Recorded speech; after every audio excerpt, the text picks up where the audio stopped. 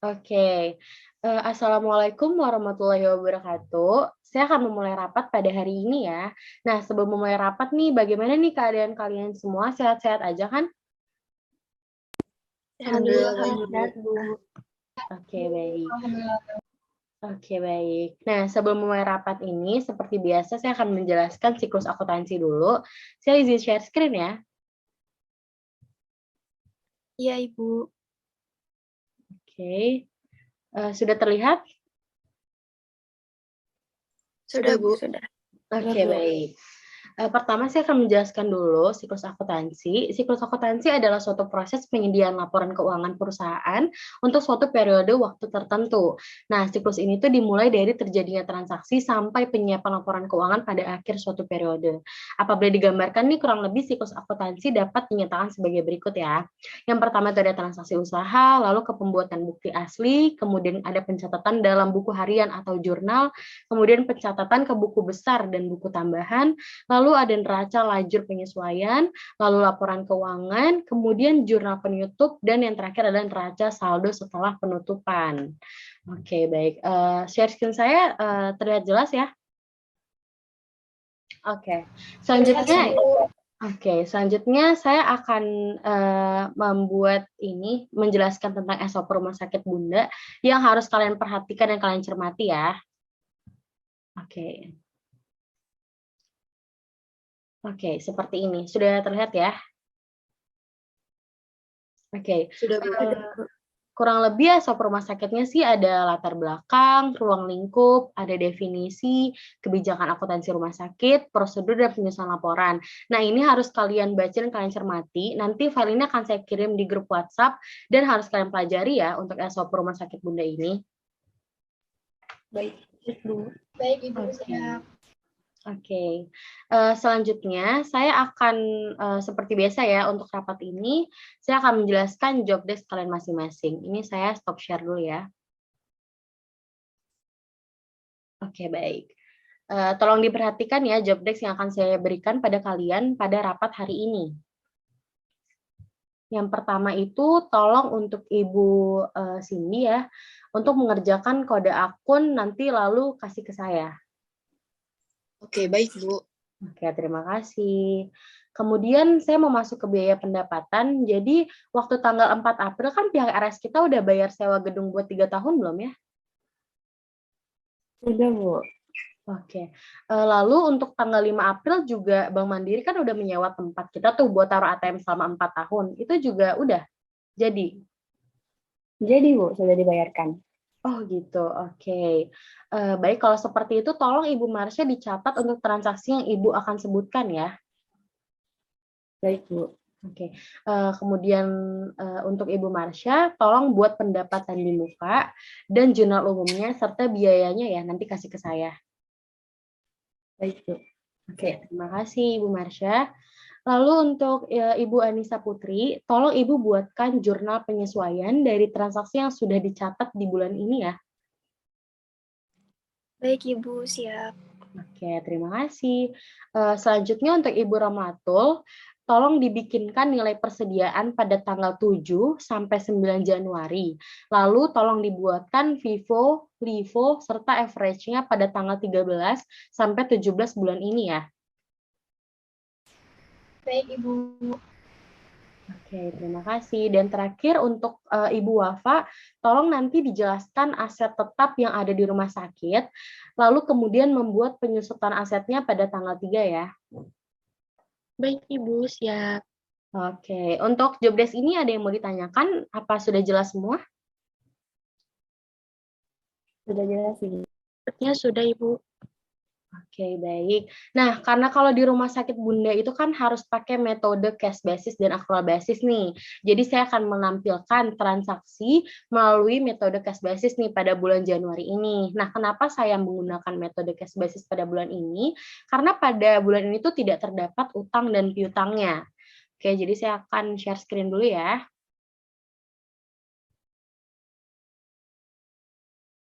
Oke, apa sudah terlihat? Sudah, Bu. Oke. Ini adalah transaksi pada bulan ini, terlihat jelas ya transaksinya, dan ini adalah cash basis yang pada bulan ini. Nah, cash basis-nya itu cuma di tanggal 5 tanggal 4 dan tanggal 5 saja. Nih, kurang lebih seperti ini. Terlihat jelas ya? Untuk transaksi pada bulan ini, seperti yang kalian lihat, ada yang ingin ditanyakan tidak ya?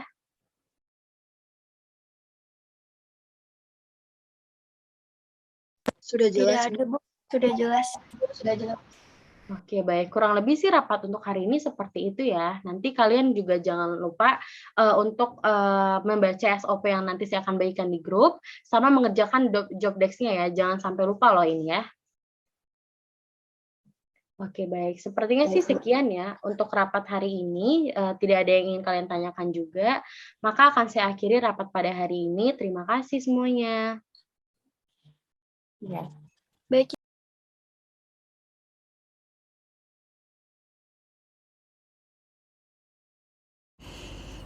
Halo, di sini saya akan memberitahu cara pembuatan COA akuntansi. Sebelumnya, apa itu COA? COA atau kode akun adalah daftar dari akun-akun perusahaan yang digunakan untuk memperlancar proses pencatatan transaksi, baik itu pemasukan maupun pengeluaran. Pemberian nomor kode akun bertujuan untuk mempermudah pencatatan, mencari dan menempatkan kembali pada kelompoknya masing-masing. Macam-macam kode akun terdiri dari sistem nomorial, sistem desimal, sistem mnemonik atau huruf, serta kombinasi dari huruf dan angka. Di sini, RS Bunda menggunakan sistem nomorial yaitu kode nomor secara berurutan. Cara pembuatannya harus berurutan berawal dari akun real yang terdiri dari akun harta, akun hutang, dan akun modal. Kemudian akun nominal yang terdiri dari akun pendapatan dan akun beban. Di sini saya mengurutkannya berdasarkan kelompok akunnya. Angka 100 untuk akun harta, angka 200 untuk akun hutang, angka 300 untuk akun modal, angka 400 untuk akun pendapatan, dan angka 500 untuk beban. Sekian dari saya, terima kasih.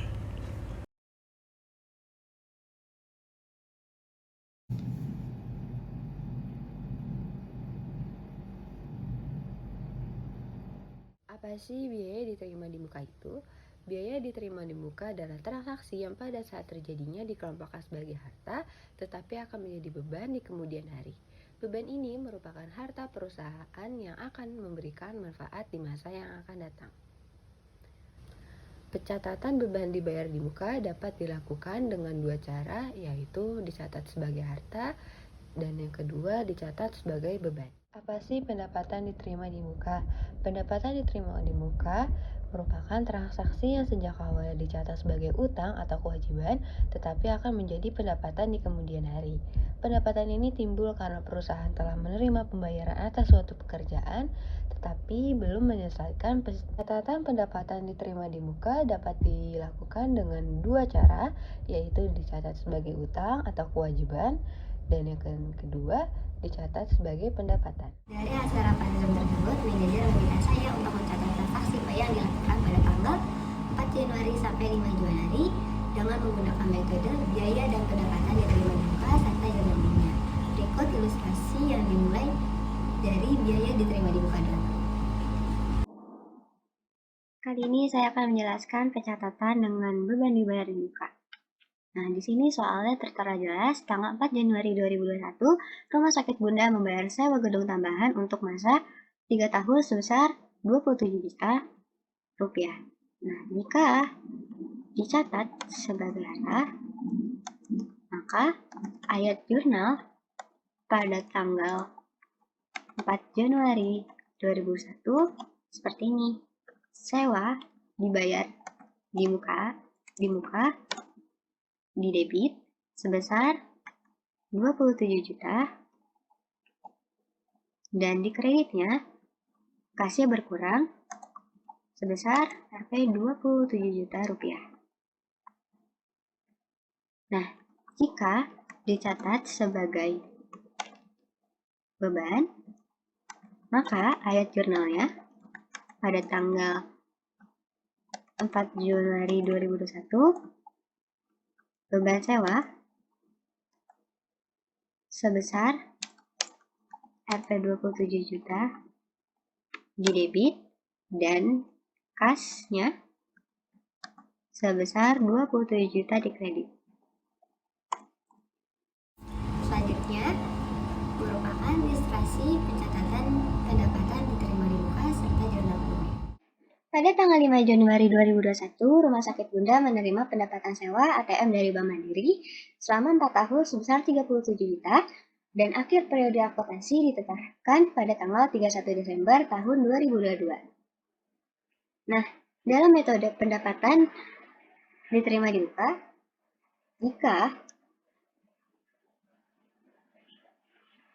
jika dicatat sebagai utang atau kewajiban, ayat jurnal pada tanggal 5 Januari itu seperti ini. Kasnya di debit sebesar 30 juta dan sewa diterima di muka di kredit sebesar 30 juta.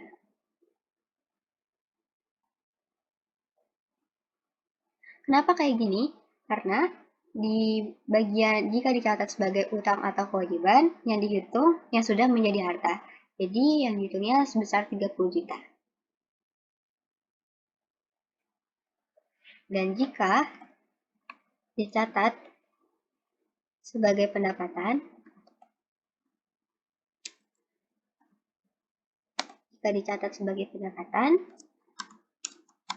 ayat jurnal pada tanggal 5 Januari 2021 merupakan kasnya berada di debit sebesar 30 juta dan pendapatan sewanya di kredit sebesar 30 juta.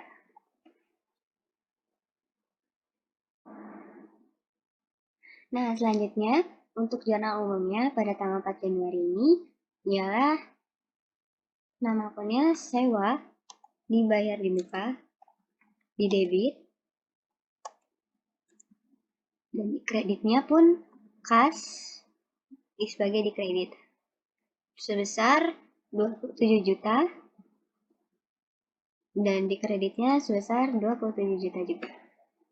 Dan pada tanggal 5 Januari jurnal umumnya seperti ini.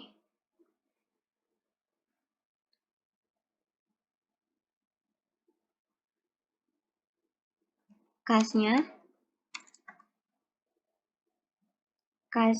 di debit sebesar 30 juta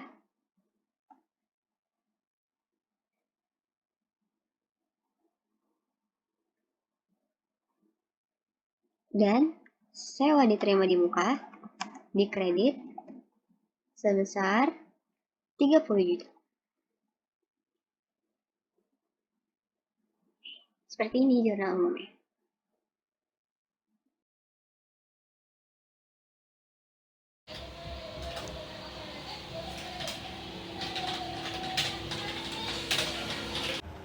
Assalamualaikum warahmatullahi wabarakatuh. Perkenalkan, nama saya Wafa Nurladifa Marinda dari staf akunting Rumah Sakit Bunda. Di sini saya akan menjelaskan tentang aset rumah sakit kita, yaitu digunakan dalam penyediaan jasa, disewakan kepada pihak lain dalam kegiatan usaha sehari-hari atau tujuan administratif, dan digunakan selama lebih dari 1 periode. Selanjutnya ada penyusutan aset. Penyusutan adalah alokasi sistematis jumlah yang dapat disusutkan dari suatu aset selama umur manfaatnya.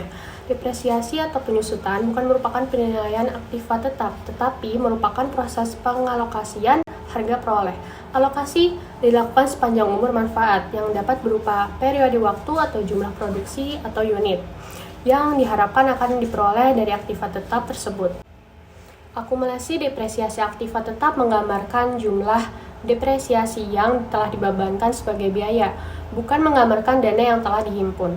Selanjutnya kita akan melihat bagaimana proses pengerjaan penyusutan aset yang akan saya kerjakan di tanggal 3. Pada hari ini saya akan menjelaskan pencatatan penyusutan aset pada tanggal 3 Januari 2021. RS Bunda membeli mesin USG seharga 60 juta. Mesin USG tersebut diperkirakan mempunyai umur ekonomis 5 tahun. Maka pencatatannya, pertama, harga peroleh mesin USG dalam rupiah sebesar 60 juta. Lalu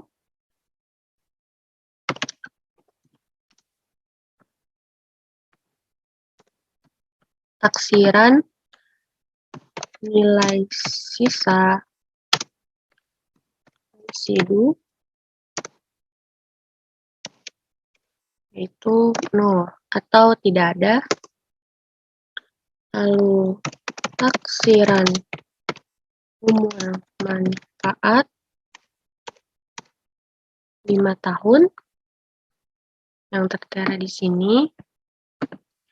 Selanjutnya, penyusutan aset per tahun yaitu 60 juta dikurangi 0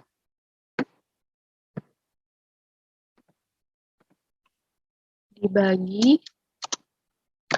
5 tahun.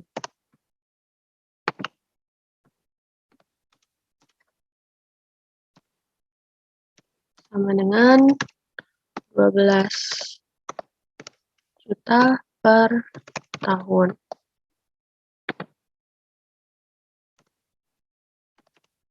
Maka jurnalnya pembelian pada tanggal 3 Januari 2021 yaitu mesin USG di debit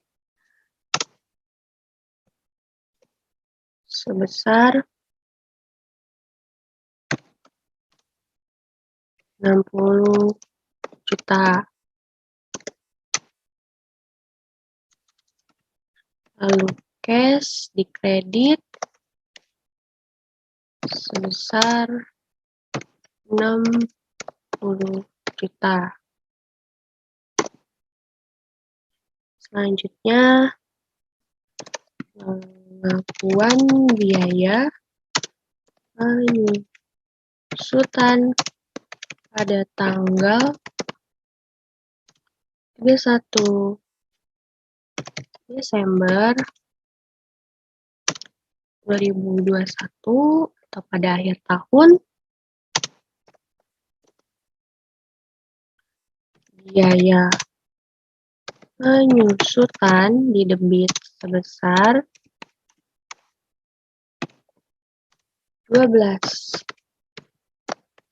juta.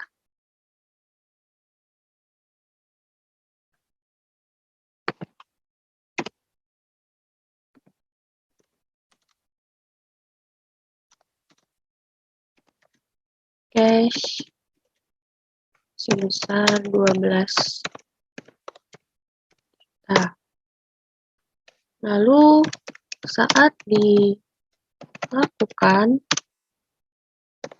penghapusan aset tetap mesin USG pada tahun 2026. Tahun 2026 itu karena taksiran umur manfaatnya 5 tahun. Maka ditambahkan dari 2021 menjadi 2026. Lalu akumulasi penyusutan AT atau aset tetap di debit sebesar 60 juta.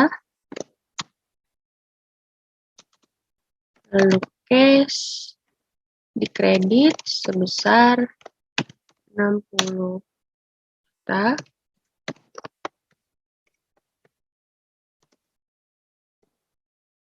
Lalu tabel penyusutannya di sini ada tahun, beban penyusutan, akumulasi penyusutan, dan nilai mesin.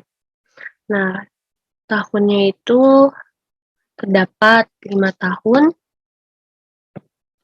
yang sudah ada di sini. Beban penyusutannya 12 juta karena penyusutan per tahunnya yang tadi sudah kita hitung sebesar 12 juta per tahun,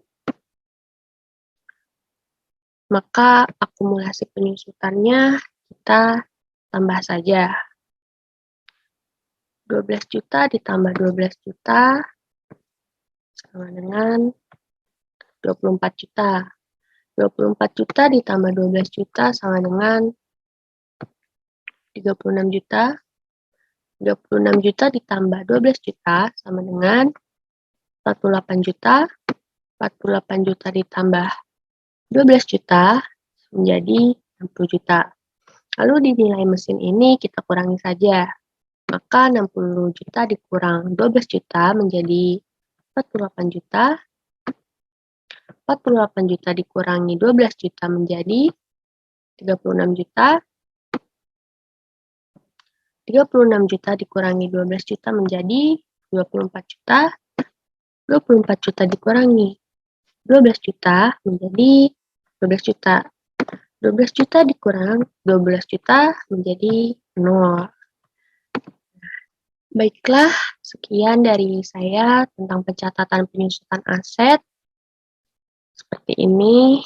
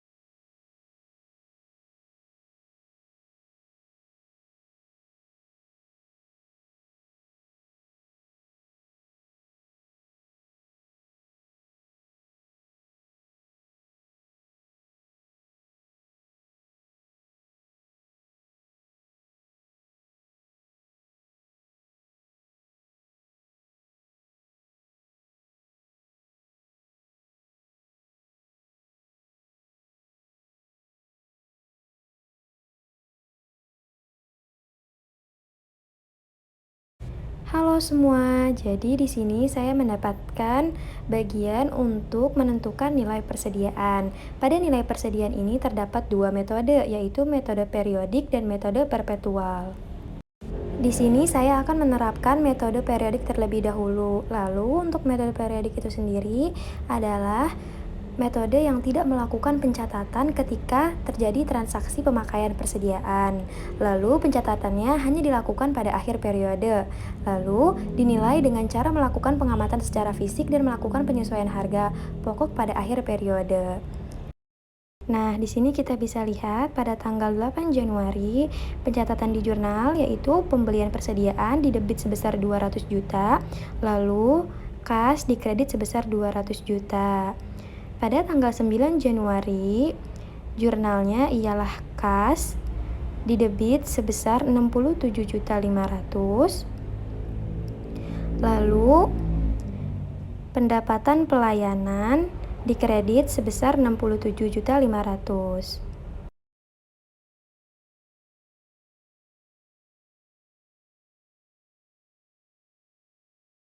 Metode selanjutnya ialah metode perpetual. Di metode ini, kita memperhatikan aliran biaya persediaan secara terus-menerus. Lalu persediaan diakui pada saat diperoleh dan dikeluarkan. Lalu nilai persediaan akhir diperoleh berdasarkan aliran biaya selama satu periode dan merupakan saldo akhir dari persediaan tersebut. Nah, sebenarnya tabelnya tidak jauh beda. Yang membedakan ialah di sini kita menambahkan di jurnalnya yaitu beban persediaan yaitu sebesar 15 juta. Lalu di persediaan di kredit sebesar 15 juta.